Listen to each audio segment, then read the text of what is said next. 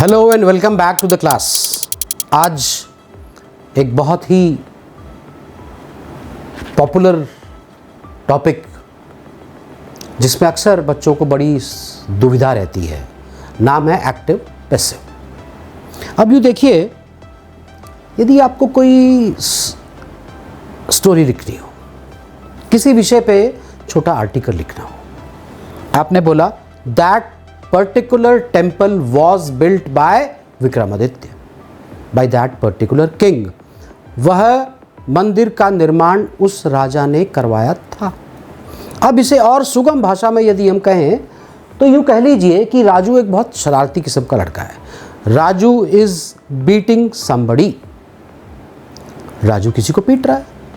लेकिन यदि आपने इस आईएनजी को चेंज किया और आपने कर दिया राजू इज बीटन, अब राजू नीचे पड़ा हुआ है, अब राजू को कोई और पीट रहा है, इसको बोलते हैं पैसिव। राजू नीचे पड़ा है, एक्शन कोई और कर रहा है, अब राजू के ऊपर खूब चार्जिंग हो रही है। पहले राजू पीट रहा था, राजू चार्ज कर रहा था, अब राजू की चार्जिंग की जा रही है किसी और के द्वारा। इसे आप यूं भी समझ सकते हैं, आई हेल्प्ड हिम। अब अगर आप इस हिम को वापस लाते हैं, इसी एक्टिव को पलट देते हैं पैसिव बनाने के लिए, इसका अर्थ ये हुआ ही वॉज हेल्प्ड बाय मी, मैंने उसकी मदद की थी, अर्थात उसकी मदद की गई थी मेरे द्वारा। चीज़ें आसान हैं। प्रथम जो कंडीशन है वो ये है कि वर्ब आनी चाहिए विद्यार्थी को, जो एक्टिव पैसिव लिखते हैं। ऐसे बहुत सारे ऑब्जेक्टिव क्वेश्चंस हैं जो स्टेट बोर्ड्स में आते हैं, सीबीएसई में भी आते हैं।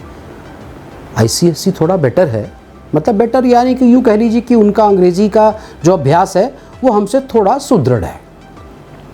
तो यदि आपको वर्ब्स ठीक से पता हैं, और दूसरी बात इससे पहली वीडियो में जो आपको समझाई गई थी वो थी हेल्पिंग वर्ब, तो चूँकि हेल्पिंग वर्ब और वर्ब क्लियर हैं तो आप बड़े आराम से बड़ी सुगम यात्रा इस पथ पर कर सकते हैं जिसे कहते हैं एक्टिव पैसिव। अब आप यूँ देखिए, पुरानी जो भी बातें करेंगे, it was done by him, the government was run by such and such former prime minister, वह सरकार उनके द्वारा चलाई गई थी, वह ऐसा किया करते, तो ये सब पैसिव में आता है। एक्टिव मतलब आप एक्ट कर रहे हैं, आप एक्शन में हैं। मैंने शायद एक उदाहरण कभी दिया हो किसी वीडियो में, आई एम टीचिंग, मैं पढ़ा रहा हूँ, आई एम टॉट, मैंने आईएनजी हटा के टीच का second form I am taught, हालांकि ये टॉट थर्ड फॉर्म भी है। मैंने इसीलिए कहा था पास्ट पार्टिसिपल की जानकारी इतनी आवश्यक है। आई एम टॉट, मुझे पढ़ाया जाता है। अब मैं किसी को देख रहा हूँ, I am observing somebody, I am watching, मैं किसी को वॉच कर रहा हूँ। अगर ये आईएनजी मैं हटा दूँ तो सीधा बन जाता आई एम वॉच्ड, अब कोई और मुझे ताड़ रहा है, मुझे देख रहा है। तो आपने क्या किया, 3 अक्षर आईएनजी जिसको लोग कंटिन्यूएशन कहते हैं, वो हटा और उसकी जगह क्या लगा, ईडी, और पूरा अर्थ पलट गया। कहाँ तो मैं किसी को देख रहा था और पता लगा अब कोई मुझे देख रहा है, कर्ता बदल गया। अब जहाँ तक बात है एक्टिव को पैसिव में कन्वर्ट करने की, इतना आसान है। एक तो पैसिव की एक पहचान है कि उसमें बाय जरूर लगाएंगे आप जब उस सेंटेंस का, वाक्य का अंत करेंगे। उदाहरण मैं आपको बता देता हूँ, आई हेल्प्ड हर। अब इस हर को, ये जो ऑब्जेक्ट है, इसे आप क्या बना देंगे, subject. She was helped by, I का बन गया मी। अगला उदाहरण सुनिए, अगला उदाहरण ये है, दे इन्वाइटेड अस। अब जब आप पैसिव बनाते हैं तो अस हमेशा क्या पलट जाता है, वी बन जाता है अस का। वी वर हेल्प्ड बाय, अब दे का क्या बना, दे का बन गया them, we were helped by them. अब चीज़ें यदि वर्ब क्लियर हैं तो चीज़ें इतनी आसान हैं कि आपको ये पता लग गया, जैसे क्रॉस मल्टीप्लिकेशन नाम की एक चीज़ होती है, ऑब्जेक्ट के स्थान पे आएगा सब्जेक्ट और सब्जेक्ट के स्थान पे आएगा ऑब्जेक्ट। अब एक बात और है इसमें ध्यान देने योग्य, means which must be understood, the meaning never changes. I helped हर, मैंने बोला और फिर ये बताया she was helped by me, meaning वही रहा, उसकी मदद की गई थी मेरे द्वारा। मदद अब भी उसी की हुई, आई हेल्प्ड हर, मैंने उसकी मदद की। तो ये टॉपिक कितना आसान हो सकता है, यह जिस संदर्भ में हम बात कर रहे हैं एक्टिव पैसिव, ये इतना आसान हो सकता है कि पहला जो नियम है कि सब्जेक्ट के स्थान पे ऑब्जेक्ट और ऑब्जेक्ट के स्थान पे subject, it is a kind of interchanging. Then third form का याद होना बहुत आवश्यक है। पिछली वीडियो में मैंने कहा था सेकंड फॉर्म, अगर केवल पास्ट की बात कर रहे हैं। अब चूंकि एक वृहद विषय है, एक बड़ा टॉपिक है, इसीलिए थर्ड फॉर्म। अब ये जो इज, एम, आर, वॉज, वर है, ये बी परिवार के सदस्य हैं, अर्थात he is teaching, he is taught. तो इज के बाद केवल दो ही कंडीशन है इज की, या तो आईएनजी आएगा और या थर्ड फॉर्म। इस बात को आप एक सूत्र मान लें, बना लें। अब इज का जो पास्ट है, या यूं कहें इज के जो पिता हैं वॉज, उनका भी वही रहना सहना उठ बैठ है, पिता का अंश पुत्र में या पुत्री में, कैसे ही मान लें आप। वॉज के साथ आईएनजी या थर्ड फॉर्म, और कोई वर्ब की फॉर्म आ ही नहीं सकती। आप इस बात को बिल्कुल सुनिश्चित कर लें, कोई फर्स्ट फॉर्म नहीं, कोई एस नहीं, कोई सेकंड फॉर्म कभी नहीं आ सकती। ये मैं आपको सरलतम उपाय, सरलतम सूत्र बता रहा हूं।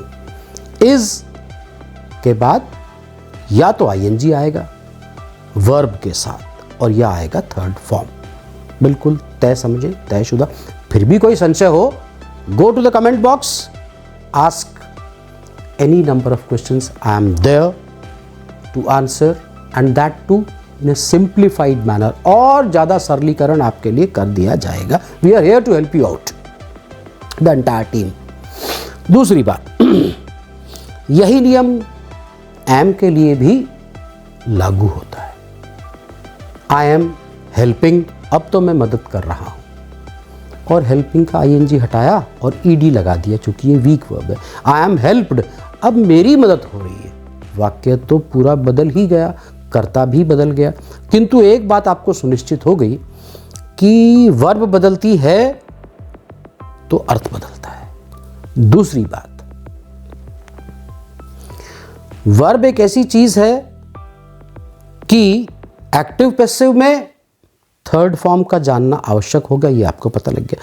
लेकिन आपको इस विषय में एक चीज और पता लगी जो जुड़ गई आपके ज्ञान के साथ, वो है कि इज, वॉज, एम, आर और वर, मैं आपको उदाहरण से समझा दूंगा पांचों।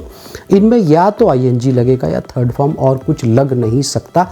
आज के बाद आपकी ये 5 हेल्पिंग वर्ब मेरे ख्याल से पूर्णतः स्पष्ट हो जानी चाहिए। जैसे दे आर इनवाइटिंग, आज तो वो होस्ट हैं, आप गेस्ट हैं। और फिर हुआ दे आर इनवाइटेड, अब दावतनामा उन तक पहुंच गया। हेल्पिंग वर्ब वही, दे वही, बस आपने ईडी चेंज किया। लेकिन ये आपको पता लग गया, आर के केवल 2 ही प्रकार की क्रियाएं उसके साथ प्रयोग में लाई जा सकती हैं, और वो दोनों क्रियाएं कैसी हैं? They are inviting, they are invited. We are asking, अब तो हम पूछ रहे हैं, we are asked. We are following, हम किसी को फॉलो कर रहे हैं, we are followed. Are clear हुआ। अब हम आते हैं वर पे। वर आर का पास्ट फॉर्म है, या यूं कह लीजिए आर के पिता हैं वर। आर में 3 अक्षर है, वर में 4 अक्षर है। दे वर कॉलिंग, बुला रहे थे। दे वर कॉल्ड, अब उन्हें बुलाया जा रहा था। तो ये बिल्कुल तयशुदा बात, नियम, सूत्र, बी का जो ये परिवार जो आपको बताया गया, पहला इज, आर, एम। एम तो हमेशा आई के साथ ही इस्तेमाल होता है। M, is, are. इज का मैंने आपको सूत्र बताया, S singular, he is, she is, Raju, Manju, Sanju, my friend, my neighbor, my nephew, my teacher, my son, daughter, my wife, anything, my father, my mother. अब am, is, are तीनों के साथ ing और third form. अब इसका जो father है या पास्ट कह लीजिए, जैसे हमारे फादर हमारे पास्ट हैं, हमारे फोर फादर्स एंसेस्टर्स। वॉज और वर, इनके साथ भी वही नियम लागू होता है, थर्ड फॉर्म या ing। लेकिन जैसे ही आप ये अंतर करते हैं तो अर्थ पूरी तरह प्रभावित होता है, the entire meaning of the sentence changes. अब दरअसल ये पार्ट 1 है एक्टिव पैसिव का। एक्टिव पैसिव एक ऐसा टॉपिक है which needs at least 6 to 7 videos and that too consequence means we'll consequently produce certain videos so that the topic gets crystal clear to you। आपको बिल्कुल शीशे की तरह, आईने की तरह साफ हो जाए। अब आपको इस जो पार्ट 1 है हमारा, उसमें ये बात तो शायद ये संदर्भ आपको बिल्कुल स्पष्ट हो गया होगा कि वर्ब मुझे याद करनी पड़ेंगी, थर्ड फॉर्म। जो मुख्य हेल्पिंग वर्ब वो आपको पता लग गई। अब आप चाहे वो हैज़ हो, हैज़ का एक भाई और है हैव, जो उससे बड़ा है। हैज़ में 3 अक्षर है, हैव में 4 अक्षर है, लेकिन दोनों भाई हैं पिता एक ही, या हैड जिसके पीछे डी आ गया, समझ लो डैडी। डी मतलब दादा, डी मतलब पास्ट। तो इन सब के साथ कौन सी वर्ब आएगी, ये आपको इस बात का वृहद जानकारी, इस बात की व्याख्या दी जाएगी आपको अगली वीडियो में। आज अगर आपने ये 5 हेल्पिंग वर्ब पकड़ ली, इज, एम, आर, वॉज, वर, तो समझिए आप इस पथ पे बड़े प्रशस्त तरीके से आगे बढ़ना आरंभ हो गए। So here I want to tell you, means I am trying to summarize and conclude the video. It is a clear cut, take it for granted, it is such a rule, you can call it a thumb rule. Am, is, are, was, were, these 5 helping verbs either take ing with them or they take third form, no second forms. There should not be any doubt about it. No first form, no any other helping verb. So I expect that at least these 5 helping verbs are clear to you. In the next video we'll again take another 5 helping verbs which are a little different from this, जो इनसे थोड़ी सी भिन्न है। So I expect meeting you in the next video. Thank you very much.